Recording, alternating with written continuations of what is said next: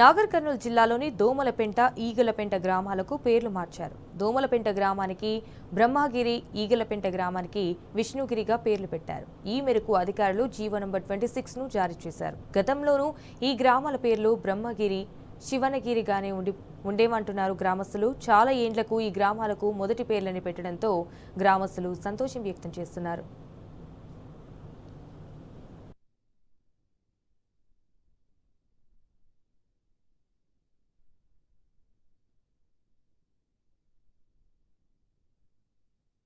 బ్రహ్మగిరి గ్రామానికి గతంలో దోమలపెంట అనే పేరు ఉండేది. ఇక్కడ 3 పర్వతాలకు 3 పేర్లుగా ఉండేవి: బ్రహ్మగిరి, విష్ణుగిరి, శివగిరి అని. వ్యాపారస్తులకు ఇబ్బంది లేకుండా, ప్రజలకు ఇబ్బంది లేకుండా ఉంటుంది.